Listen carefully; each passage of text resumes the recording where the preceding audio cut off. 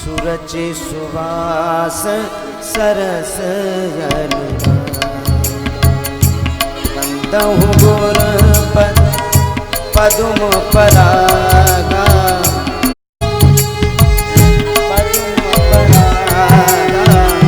सूरज सुवास सरस कुंद युंद समदे उमारमन करुणायन जान दीन परने हरो कृपा मर्दन बंदौ गुरपद कृपा सिंध नर रूप हर महामोहतम पुन जास बचन रवि कर निकल नील सरोरहु श्याम तरुण अरुण बारिजे नयन करो सदा उर्धाम सदा क्षीर सागर शयन सदा क्षीर सागर शयन। बोलो गुरुदेव महाराज की, बोलो भागवत भगवान की जय। जय श्री राधे, जय जय श्री राधे। ओम श्री हरि ठाकुर सर्वरूप संभाव परमपिता परमेश्वर चिर चेतन अजर अमर प्रेम पुष्टि मुझे ग्रहण करो प्रणाम लो। जिस समय गर्भ में आपने यह देह रूप धारण की थी और चित्त में आपकी स्मृति बनी थी, ऐसे ही आत्म रूपी प्राणों से जब इस देह को अलग करें तो चित्त में आपकी स्मृति बनी रहे। आप इस शरीर में सदैव गुरु रूप से निवास करते हैं और इस देह के माध्यम से अपनी पूजा अर्चना करवाते हैं। इसमें जो त्रुटि हो उसके लिए मुझे क्षमा करना। ओम श्री हरि ठाकुर सर्वरूप संभाव परमपिता परमेश्वर। सभी भक्तों को संत स्वरूप सभी भक्तों को इस व्यासपीठ की ओर से अभिनंदन है, हार्दिक वंदन है। आज कथा का चौथा दिन है। श्रीमद् भागवत कथा ज्ञान यज्ञ की ये रसधारा बह रही है। कल की कथा संध्या की समुद्र मंथन के उद्योग के साथ ही समाप्त हुई थी। आज की कथाओं में जो आने वाले सुंदर सुंदर प्रसंग हैं उनका वर्णन किया जाएगा। इधर देवता और असुर दोनों ने समुद्र मंथन से अमृत प्राप्ति के लिए उद्योग किया। देवताओं को अमृत हाथ लगा, असुरों उससे वंचित रहे। इस विषय को लेकर उनमें आपस में कलह उत्पन्न हुई और युद्ध हुआ। बड़ा घोर संग्राम हुआ जिसको हम देवासुर संग्राम के नाम से जानते हैं। बाद में श्री ब्रह्मा जी के द्वारा, मेरी तरफ घुमा दो, ब्रह्मा जी के द्वारा वो युद्ध बंद किया गया और इसके बाद श्री शुक्राचार्य जी जो असुरों के गुरु थे, उन्होंने राजा बलि को निमित्त बना के अश्वमेध यज्ञ करवाया कि जिससे उन्हें फिर से इंद्रलोक का पद प्राप्त हो सके। इधर आगे की कथाओं में वामन का प्रादुर्भाव, परशुराम का जन्म और भगवान श्री राम का जन्म मनाया जाएगा। आज की इस बेला की कथा का यही प्रसंग है। बोले ब्राह्मण देवता की, बोलो यज्ञ देवता की, बोलो भागवत भगवान की जय। जय श्री राम। तो मैं प्रार्थना करूंगा, आगे आगे बता, आगे कि कथा प्रारंभ से पहले गणेश स्तुति करेंगे बच्चे। सभी तालियों की सेवा करेंगे और अपने मन मंदिर को भगवानमय बनाते हुए भगवान को अपने पास बुलाएंगे। बोले भागवत भगवान की जय। गणेश जय गणेश जय गणेश देवा, जय गणेश जय गणेश जय गणेश देवा, जय गणेश जय गणेश जय गणेश देवा, जय गणेश जय गणेश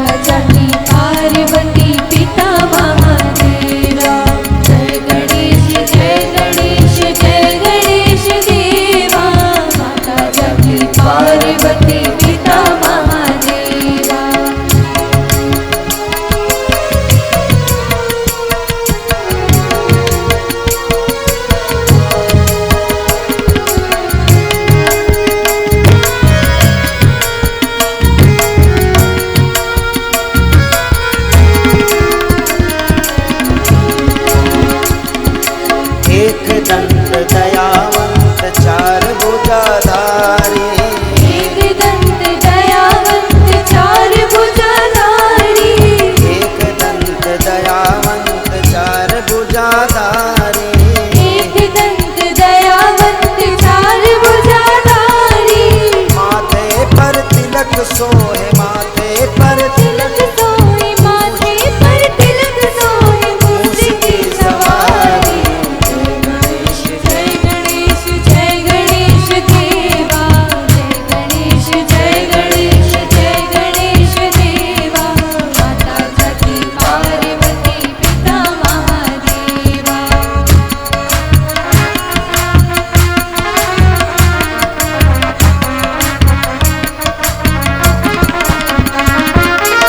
अंधन को आँख देवे, कोढ़िन को काया, अंधन को आँख दीप कोढ़िन को पाया, अंधन को आँख देवे, कोढ़िन को काया, अंधन को आँख दीप कोढ़िन को पाया।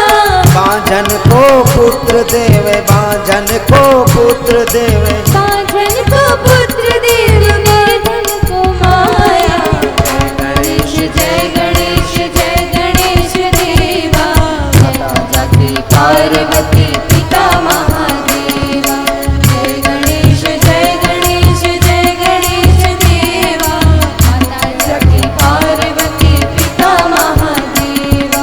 जय गणेश जय गणेश जय गणेश देवा, माता जगी पार्वती पिता महादेवा। गणेश जय गणेश जय गणेश देवा, माता जगी पार्वती पिता महादेवा। पान चढ़े फूल चढ़े और चढ़े मेवा, पान चढ़े फूल चढ़े और चढ़े मेवा, पान चढ़े फूल चढ़े और चढ़े मेवा, पान चढ़े फूल चढ़े और चढ़े मेवा। लड्डुअन को भोग लागे, लड्डुअन को भोग लागे संत करे सेवा। जय गणेश जय गणेश जय गणेश देवा, माता जगी पार्वती पिता महादेवा। जय गणेश जय गणेश जय गणेश देवा, माता जगी पार्वती पिता महादेवा। माता जगी पार्वती पिता महादेवा, माता जगी पार्वती पिता पिता महादेवा। पार्वती पिता महादेवा, जगी पार्वती पिता महादेवा। बोलो गणेश महाराज की जय, बोलो भागवत भगवान की जय। मुनीन्द्र वृंद वंदिते, त्रिलोक शोक हारिणी, प्रसन्न कत्र पंकजे, निकुंज भूविलासिनी,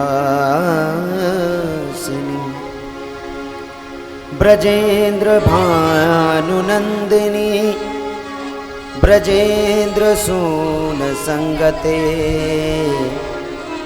कदा करिष्यसि हमां कृपा कटाक्ष भजन। बोले लाडली लाल की जय, बोलो राधा रानी की जय, जय जय श्री राधे। तो इधर कथा में समुद्र मंथन का प्रसंग चल रहा है। देवता और दानव दोनों ने मिलकर समुद्र मंथन का उद्योग किया। भगवान ने कक्षप रूप धारण करके मंदराचल को अपनी पीठ पे धारण किया। भगवान अजित ने पहले ही देवताओं से ये बताया था कि ये जो असुर होते हैं इनका नाम असुर क्यों है, आसुर। जो भी व्यक्ति इन चीज़ों को अपने पास रखता है वो भी असुर ही जानिए उसको। सुर माने होता है ये जो बजता है सुर। सुर का मतलब सीधा। हमारे पास भी सुर हैं, एक सुर, दो सुर। जब ये बिगड़ जाते हैं तो हम क्या हो जाते हैं? बीमार हो जाते हैं। आसुर यानी जो काम को सही ढंग से नहीं करता उसका नाम असुर है, और जो काम को सही ढंग से करता उसका नाम सुर है। तो भगवान बोले कि ये जो असुर हैं ये प्रायः उल्टा काम करते हैं। तो ऐसा करना कि जब बासुकी नाग को नेति बनाना तो तुम कहना भाई मैं तो पूंछ की तरफ लगूंगा। तो ये जो असुर होंगे ये कहेंगे जी पूंछ का जो भाग होता है अशुभ होता है, मैं तो मुंह की तरफ लगूंगा, उल्टा चलेंगे। तो इनको मुंह की तरफ कर देना, क्योंकि जब मथोगे तो उसके अंदर से बड़ी ज्वाला निकलेगी, भस्म हो जाओ। तो देवताओं ने पूंछ की तरफ असुरों को किया और स्वयं मुंह की तरफ लग गए। असुर बोले भाई पूंछ, सांप का जो पूंछ होता है अशुभ होता है, हम श्रेष्ठ कुल के, हम क्यों पकड़े पूंछ? तो देवता बोले भाई आजा, तू ही आजा इधर। देवता पूंछ की तरफ चले गए और जैसे ही मंथन शुरू हुआ बासुकी नाग के मुंह से भयंकर विष निकला, जिससे असुर काले हो गए, बहुत सारे तो भस्म हो गए, जल गए। और समुद्र मंथन चलने लगा। मथानी मंदराचल के नीचे भगवान कच्छप रूप धारण किए हुए उसको रोक रखा है, और उन्हें मानो जरा सी खुजली हो रही है पीठ। इतना बड़ा पहाड़, भगवान को कोई भार नहीं, और भगवान थोड़ी देर के लिए सो गए। हमारे कन्हैया, हमारे प्रभु कभी बेचारे सोते ही नहीं। भक्त मंदिर में भगवान के जाता है, पूजा की थाल लेके जाता है, प्रसाद चढ़ाता है और उनसे बहुत कुछ मांगता है, लेकिन भगवान बैठे रहते हैं, देखते रहते हैं। कहते हैं आज कोई ऐसा भगत आए जो ये कहे कि प्रभु तुम थोड़ी देर के लिए अपने दुख हमें दे दो और तुम थोड़ा सा चैन की नींद सो लो। बुलवा के बिहारी लाल की। कोई भी भगत दुख नहीं मांगता, सुख ही की कामना से हम भगवान के शरण में जाते हैं। तो आज भगवान को जरा सा सुख मिला और वो सो गए। अब वो मंथन शुरू हुआ, तो मंथन से सबसे पहले क्या निकला? करालकूटम विषम गरालम। सबसे पहले उस समुद्र से कालकूट नाम का एक बड़ा ही विकराल विष निकला, जिसको देखकर देवता और दानव दोनों घबरा गए। बोले भैया इसको कोई नहीं लेगा। उसे पृथ्वी पर रखा गया तो पृथ्वी माता भी घबरा गई, बोली जल्दी से उठाओ नहीं मैं भस्म हो जाऊं। अब फिर भगवान की शरण में गए, बोले प्रभु इसको क्या करूं? इसको तो ना देवता ले रहे हैं, ना दानव, ना पृथ्वी स्वीकार कर रही है, मैं कहाँ जाऊं, किसको दूं ये? तो बोले भगवान ने कहा, विष्णु ने, कि तुम भोले बाबा की शरण में जाओ। बोलो भोले बाबा की जय। भोले बाबा की शरण में देवता और दानव गए। भोले बाबा से प्रार्थना की कि प्रभु आप इस विष को ले लो। तो देखिए हमारे भोले बाबा कितने मानव हितकारी। और हम शिवरात्रि के दिन धक्का मारते हैं मंदिर में, उसके बाद पूरे साल भोले बाबा पानी पीते हैं नहीं पीते हैं, जो भोले बाबा के पास पुजारी बैठा है उसको पास खाने को है या नहीं है भूल जाते हैं। केवल शिवरात्रि के दिन शिवालयों में धक्का लगता है, उसके बाद कोई भी शिवालय में मंदिर में भगवान को जल चढ़ाने नहीं जाता। उन्होंने हमारे लिए विष पान कर लिया, इतने दयालु हैं मेरे भोले बाबा। बोले भाई दे दे दे दे, मैं पी लेता हूँ। तो भोले बाबा ने सोचा कि ये विष तो इतना गरल है कि इसको पीते ही मैं भी मर जाऊंगा, फिर क्या करूं? तो भोले बाबा ने उसे अपने कंठ में ही रोक ली। तो जो भोले के पुजारी होते हैं कहते हैं हम गांजा पिएंगे, भांग खाएंगे। अरे वो गांजा पीते हैं, भांग खाते हैं, सांप लपेटे रहते हैं, वो उस विष की ज्वाला से बचने के लिए वो कैलाश पे बर्फों में इसलिए रहते हैं, वो जलता है, जलन होती है मेरे भोले बाबा को। हमारे लिए उन्होंने जलते रहते दिन रात। कितने दयालु हैं मेरे भोले बाबा। तो भोले बाबा ने जब वो विष का प्याला अपने हाथ में लिया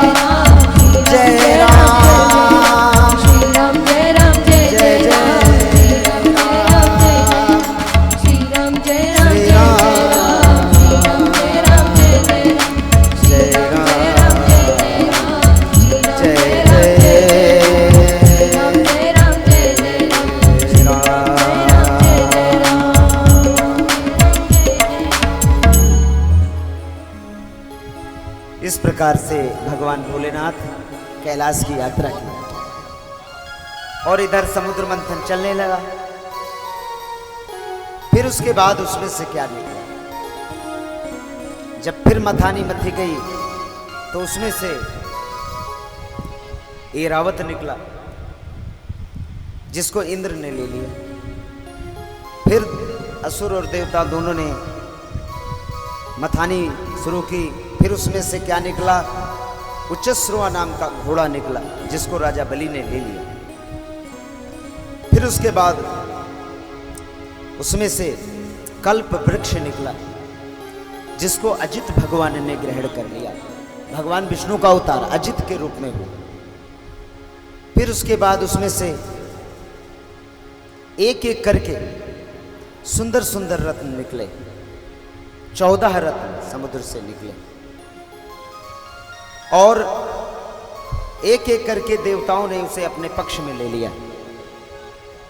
बारूणी मदिरा निकली, उसको असुरों को दे दिया और उस मदिरा के पीते ही वो बेहोश हो गए और देवताओं ने एक एक करके सारे वस्तुएं अपनी तरफ रख ली। ये पक्षपात है।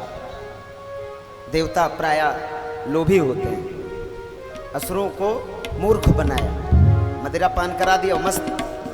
अप्सराएं निकली, वो इंद्र ने ले ली। एक एक करके अंत में जिसके लिए देवता और दानव दोनों उद्योग कर रहे थे, कामधेनु निकली, वो भी ले ली।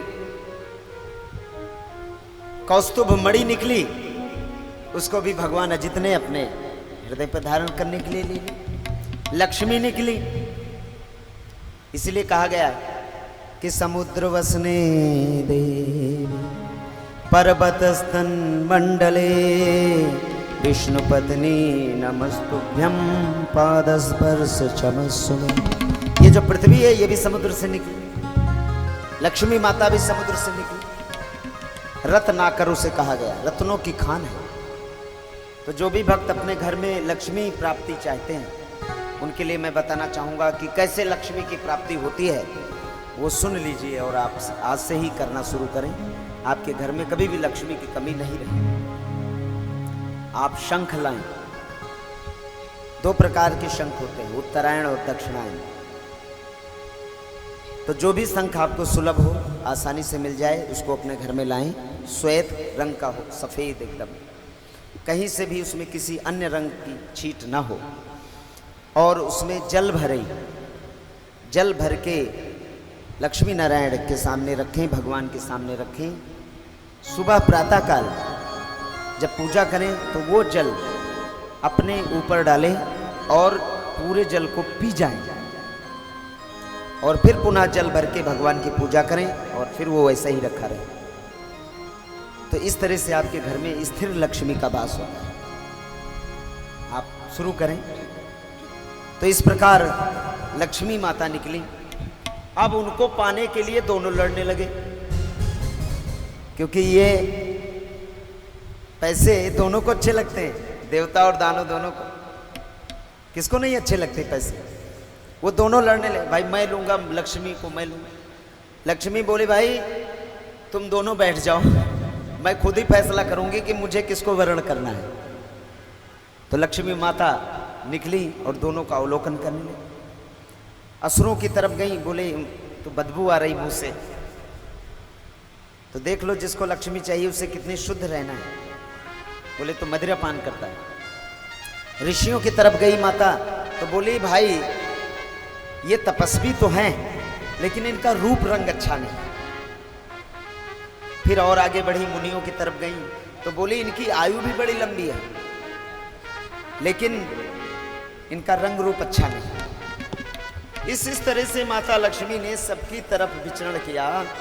किसी की आयु है तो रंग नहीं, रंग है तो आयु नहीं। किसी में क्रोध है तो किसी में भाव कामना है, किसी में कामना नहीं तो लोभ है, किसी में उप्रति है तो तितिक्षा नहीं, किसी में सुचिता है तो कुछ नहीं। माता लक्ष्मी ने सभी को देखा लेकिन किसी में उन्हें अपने योग्य पति नहीं मिला। अंत में एक आदमी वहीं बैठा हुआ था जो माता लक्ष्मी को देख ही नहीं रहा था। वो अपना मुंह इधर किए बैठे। लक्ष्मी माता घूम के गई, बोली हेलो हाउ आर यू? तो भगवान ने कहा नमस्कार, आप कौन हैं? तो भगवान ने कहा कि मैं अजित हूँ, मेरा नाम अजित है। तो बोले आप मुझे नहीं देख रहे? बोले भाई मैं क्यों देखूं?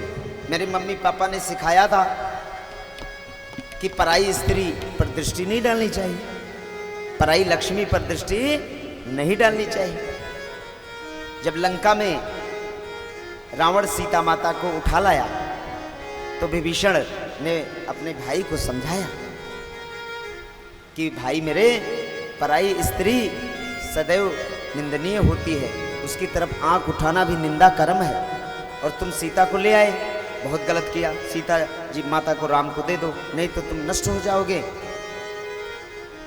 तो कहना है कि तजो चौथ की चांद की नाम, 14 भुवन एक पति होई, भूत द्रोह तिष्ठे नहीं कोई, गुण सागर नागर नर जो, अलप लोप भल कहाई की कोहू।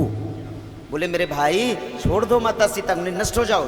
तो भगवान विष्णु ने कहा कि मैं क्यों देखूं तुम्हें?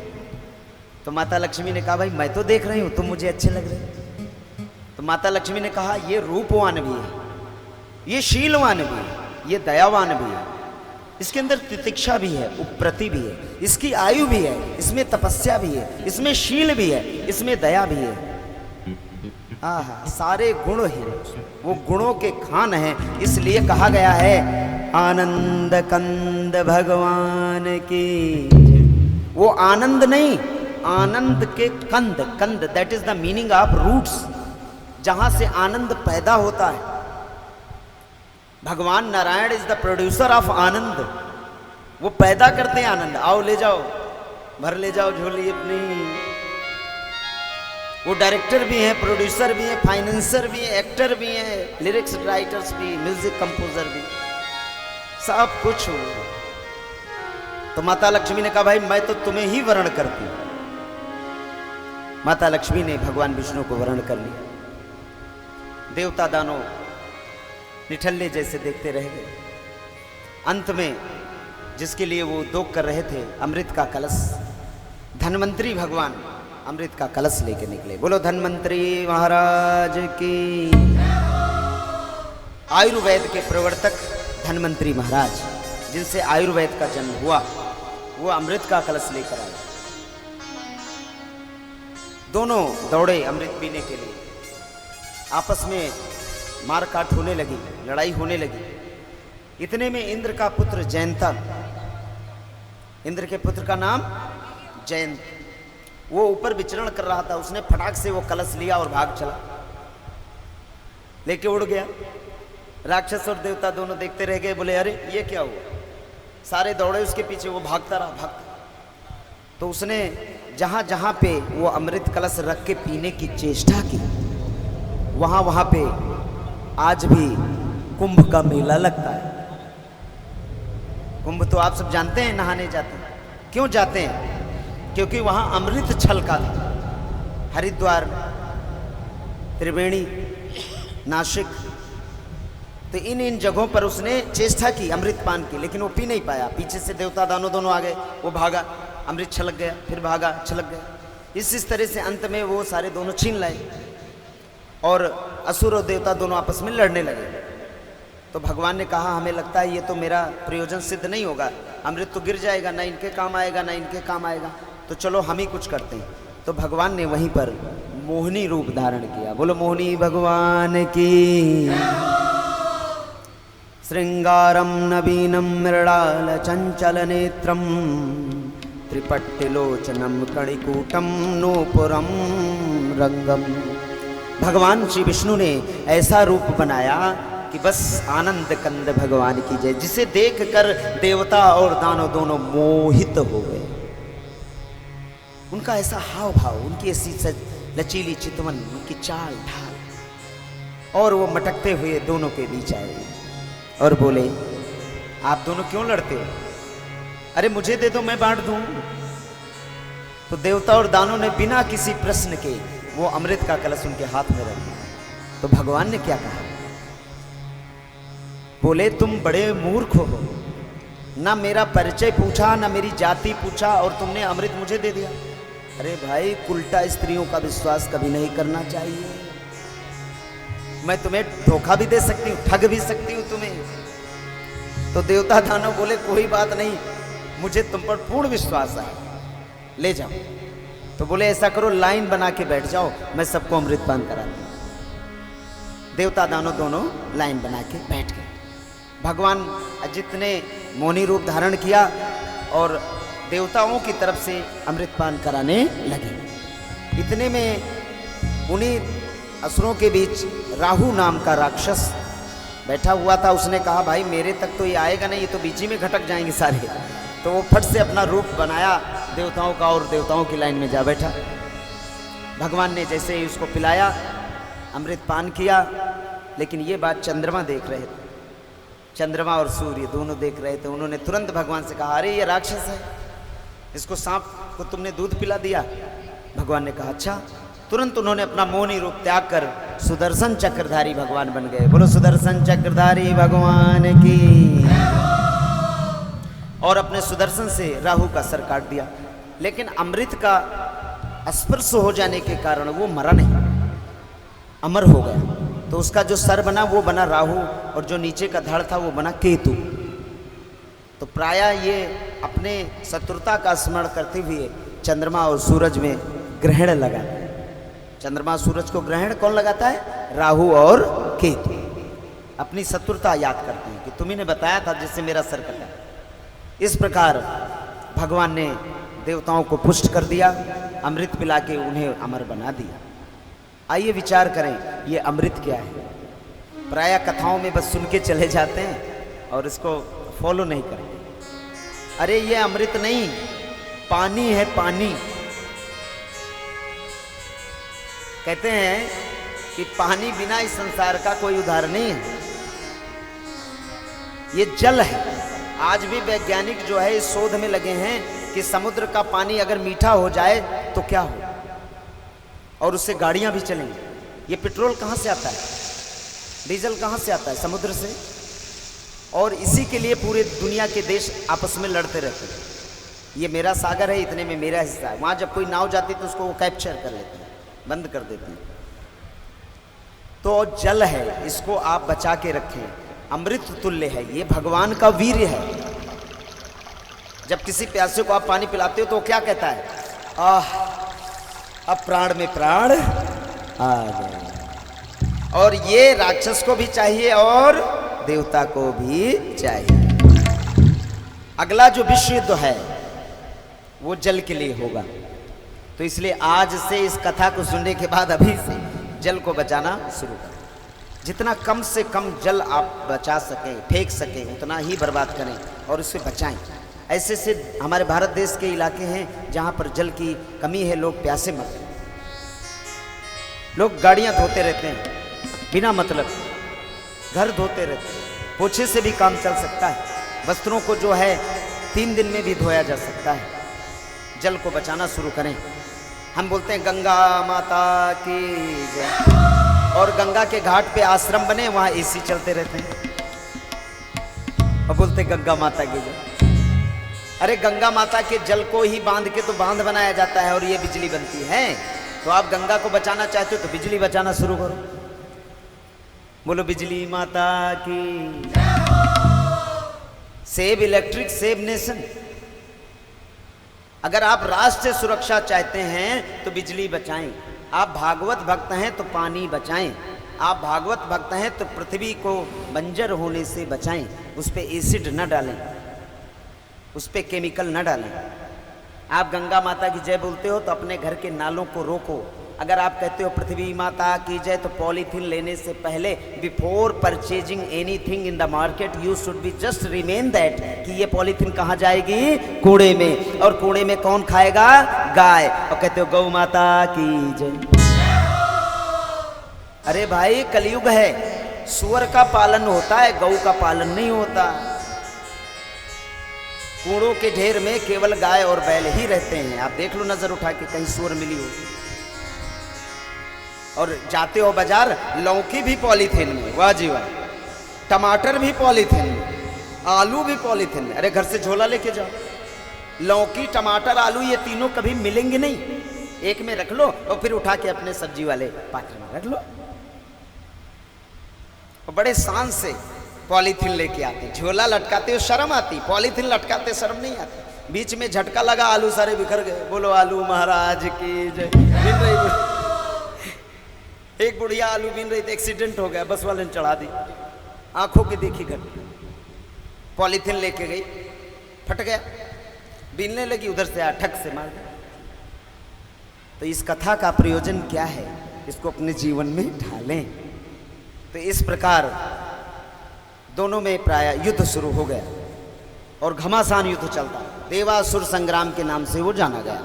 श्री ब्रह्मा जी आए और उन्होंने इस युद्ध को बंद करने की आग्रह किया, अनुमोदन किया, युद्ध बंद कर दिया। अब इधर भगवान ने देखा कि हमारे देवता पुष्ट हो गए, उन्हें स्वर्ग का राज भी मिल गया। अब प्राय दानों लोग सोचने लगे कि कितनी जल्दी हम वहाँ पहुँचे, कितनी जल्दी हम वहाँ पहुँचे। तो उसने राजा बलि को निमित्त बना के शुक्राचार्य जी ने अश्वमेध यज्ञ कराया। वो अश्वमेध यज्ञ इतना बड़ा था कि पूरे संसार के लोग उसमें समाये। हजारों ऋतुज्य, हजारों ब्राह्मण स्वस्ति वाचन और पाठ करते थे। इधर आदिति माता ने भगवान विष्णु से पहले ही वरदान मांगा था। भगवान ने कहा था मैं आऊंगा आऊंगा आऊंगा। तो भगवान ने कश्यप और आदिति के गर्भ में प्रवेश किया और वामन भगवान के रूप में अवतार ग्रहण किया। बोलो वामन भगवान की।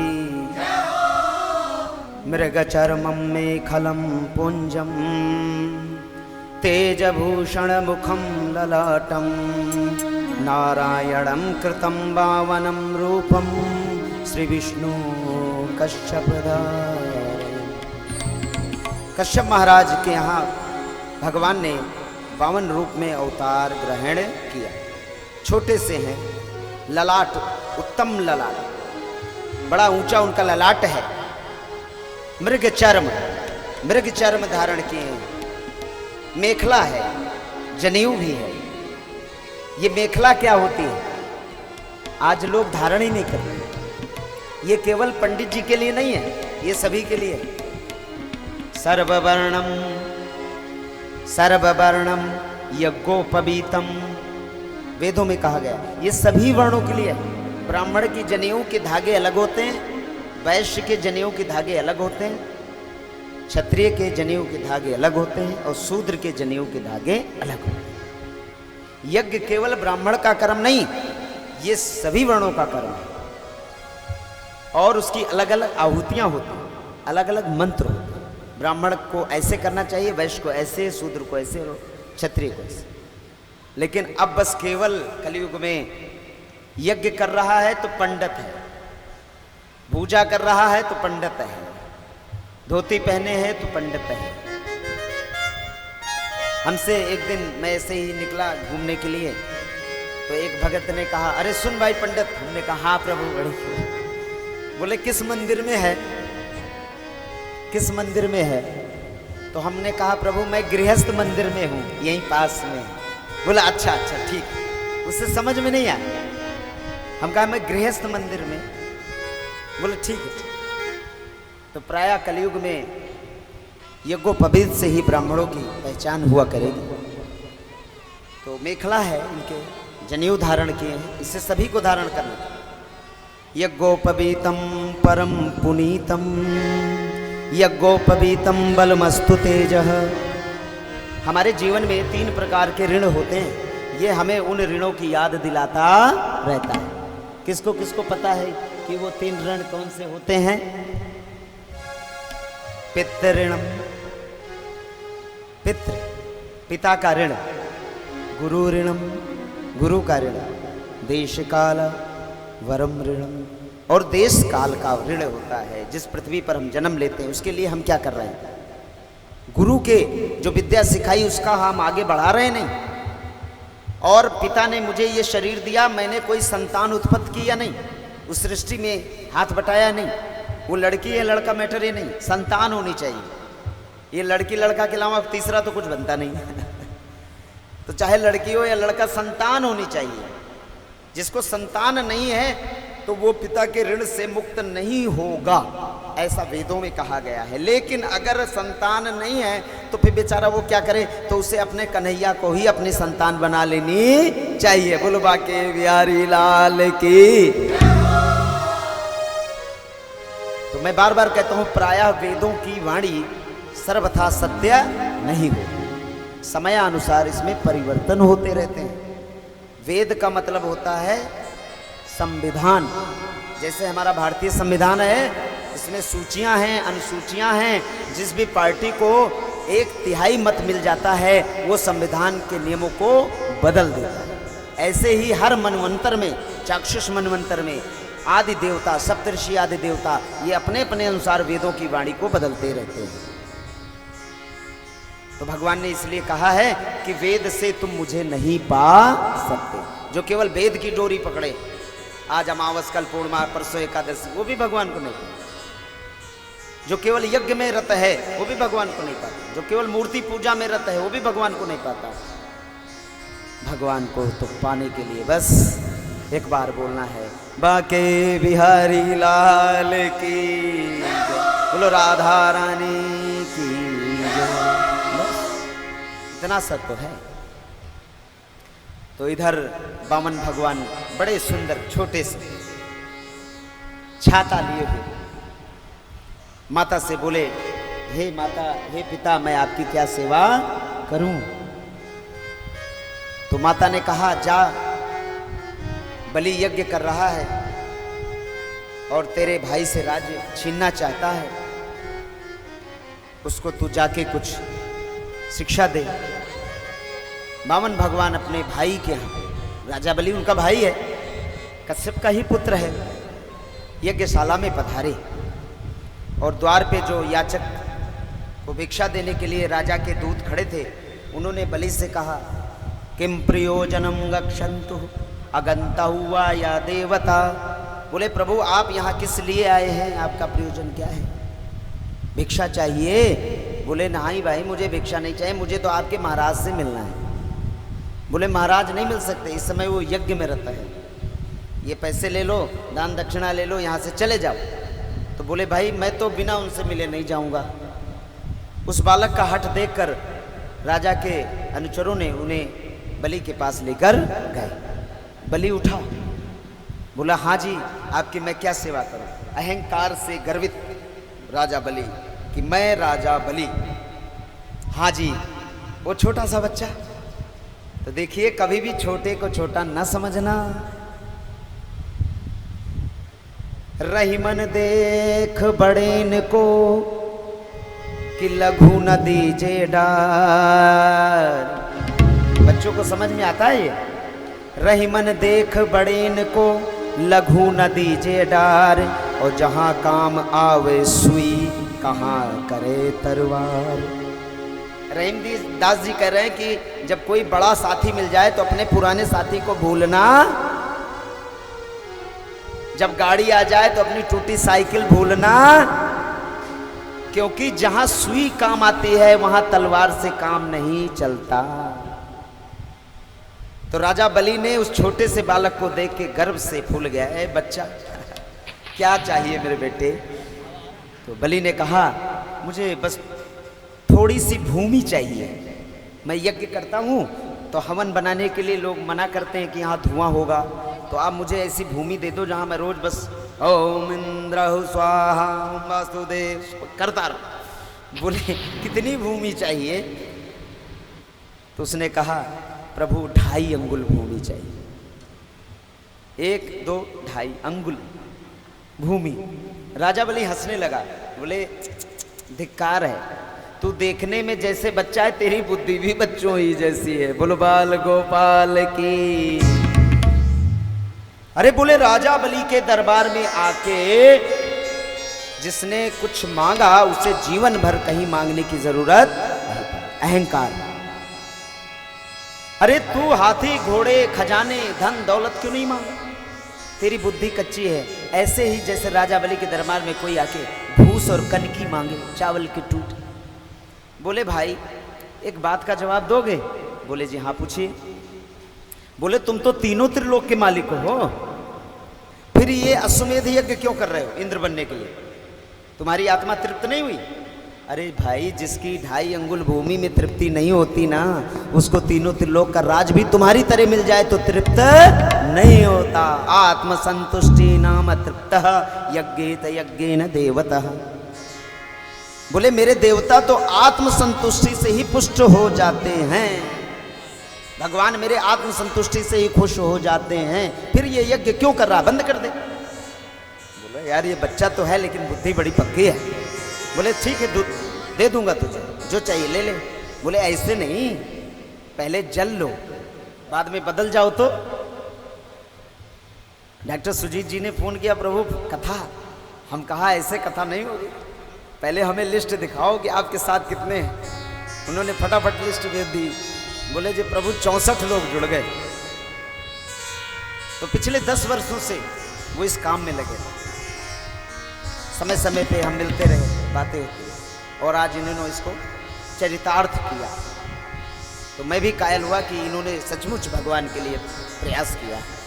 तो बोले पहले जल लो और संकल्प करो, फिर मैं मांगूंगा। तो जैसे ही बलि ने जल का पात्र लिया संकल्प करने के लिए, शुक्राचार्य जी ने जल का पात्र पकड़ लिया। बोले इसको मत दे, संकल्प मत करिए, भगवान है तेरा सब कुछ ले लेगा। ये देखने में छोटा है लेकिन ये बड़ा नटखट है।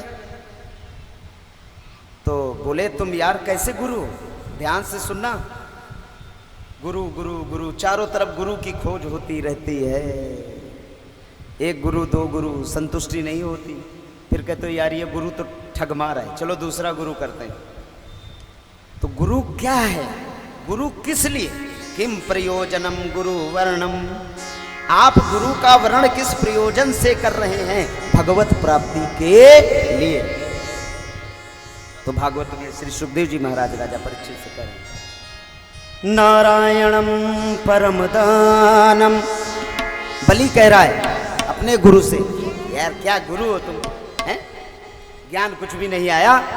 नारायणम परम दानम, नारायणम परम मखः, नारायणम परम ज्ञानम, नारायणम परम तपः।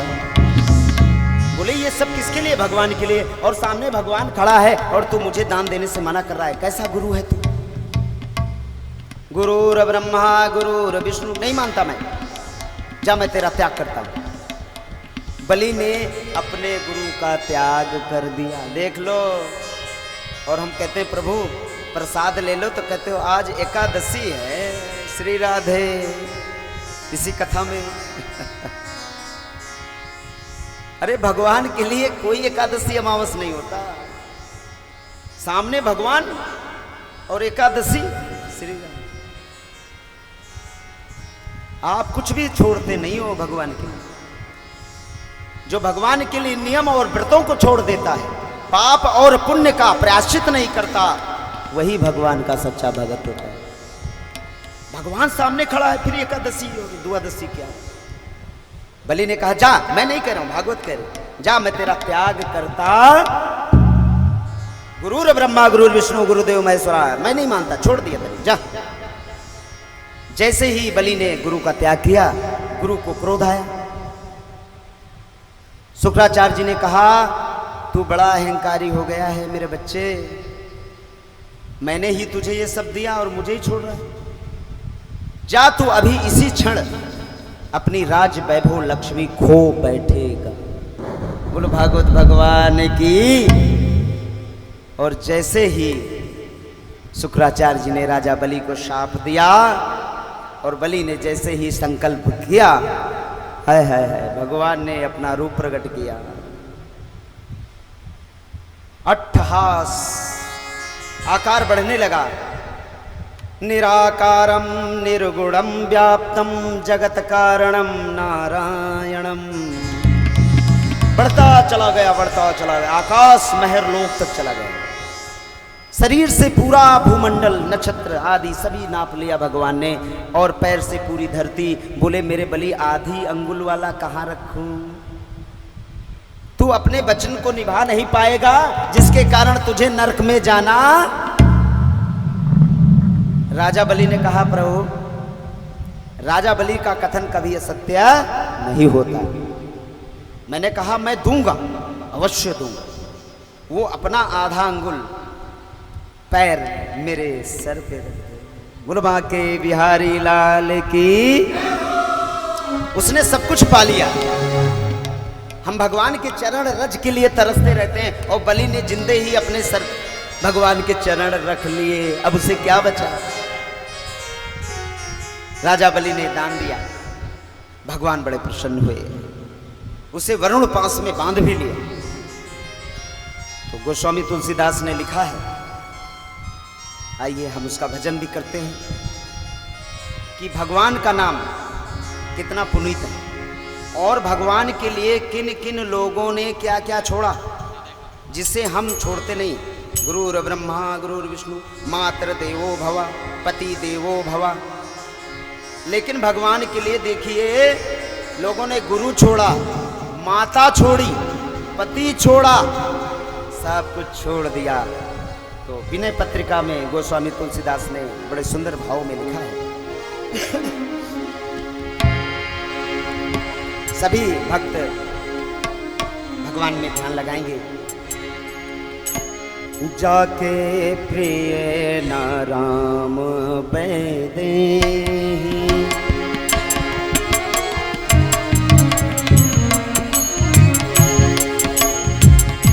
जाके प्रिय नाराम बैदे जाके प्रिय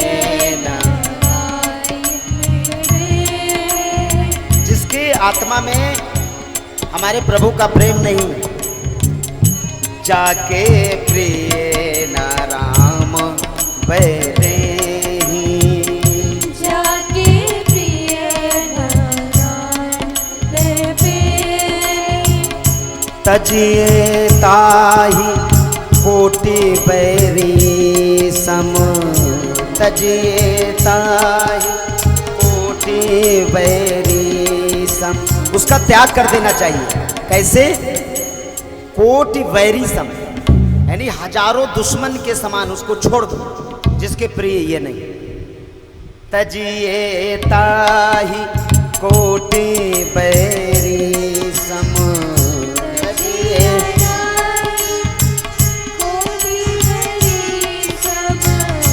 यद्यप परम स्नेही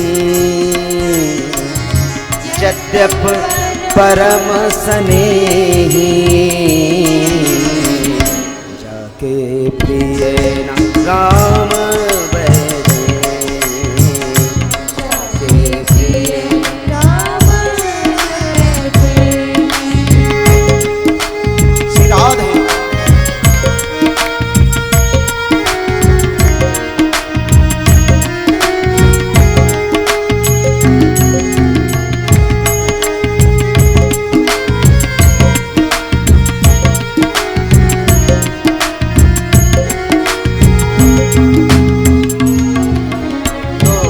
गोस्वामी बाबा आगे लिख रहे हैं कि कोई ऐसे तो मानेगा नहीं, तो बताना तो पड़ेगा कि किन किन लोगों ने भगवान के लिए अपने प्रियजनों का त्याग किया। तो कह रहे हैं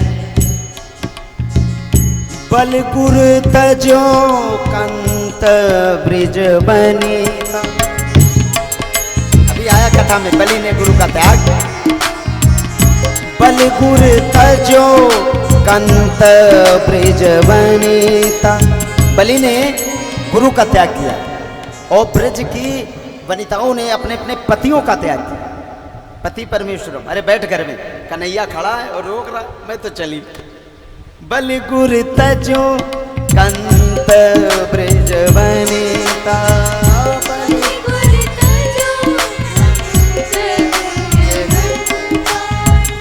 बंधु भरत महतारी।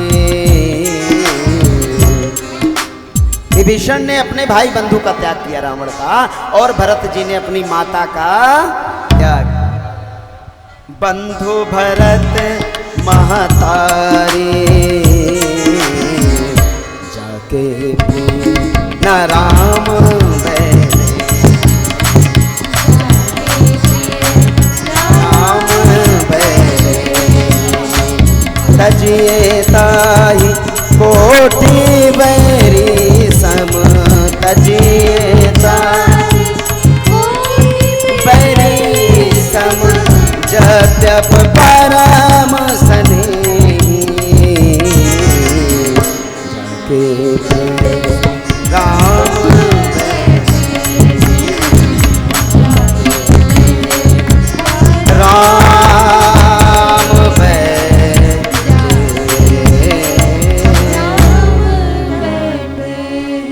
बोलो बांके बिहारी लाल की, बोलो राधा रानी की। तो देख लिया भाई, सुन लिया आपने। अब मैं देखता हूं कि फिर कौन कहता है आज एकादशी है प्रसाद नहीं खाएंगे। तो देख लो, मैं नहीं कह रहा, ये भागवत कह रही है, भगवान अपने मुख से कह रहे हैं। जो मेरे लिए अपने नियमों को छोड़ देता है वही मुझे प्रिय है। मैं तो भूल जाता हूं, कभी आरती कर लेता हूं, कभी भोग लगा देता हूं। भागवत के एकादश स्कंद के 6वें अध्याय के श्लोक नंबर 14 में भगवान ने कहा है कि जब भगत मेरे पूजा के क्रम को भूल जाए, कभी चंदन लगा दे तो धूप जलाए, कभी भोग लगा दे तो न स्नान कराए, तो समझो कि अब मैं इसके हृदय में प्रवेश करने लगा हूं। क्रम जब वो भूल जाए, और जब क्रम याद है तो इसके मतलब उसे हम याद नहीं, उसे तो सीरियल याद। जो सिस्टमैटिक प्रोसेस से वर्क किया जाता है उसमें वो लौकिक व्यवहार है, वो पारलौकिक नहीं। अवधूत परमहंस ये अपने ही मलमूत्र में लौटते रहते हैं, उसे अवधूत कहते हैं। मूढ़ की तरह विचरण करता रहता है, उसे लोग पागल कहते हैं। तो इस प्रकार से बलि ने भगवान को दान दिया। भगवान बड़े खुश हुए, बलि को आशीर्वाद दिया कि जाओ बलि, तुम मुझे नित्य अपने ही सन्मुख पाओ। तो जो रोज ही भगवान का दर्शन करेगा उसका भला बाल बांका कैसे हो सकता है? तो उल्टे भगवान को बलि ने बांध लिया। भगवान ने सोचा कि मैंने इसे बांधा, उल्टे भगवान को उसने बांध लिया। और इस प्रकार बलि को आशीर्वाद दिया भगवान ने कि जाओ बलि,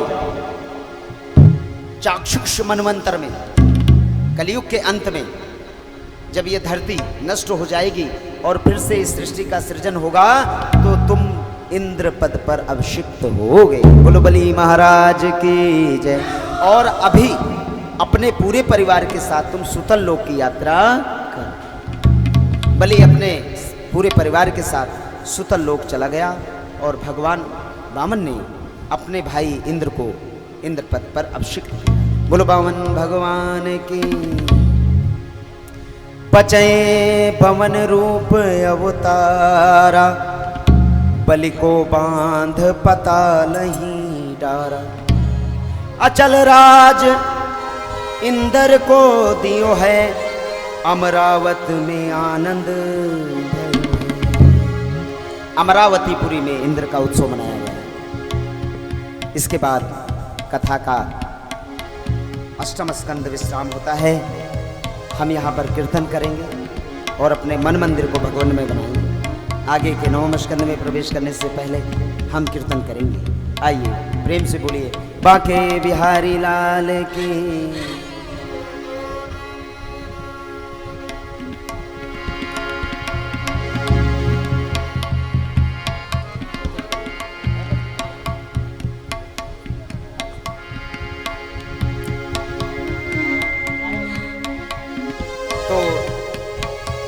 प्रभु का नाम गुणगान कीर्तन, तो जहाँ पे कथा होती है, जहाँ पे प्रभु का यजन होता है,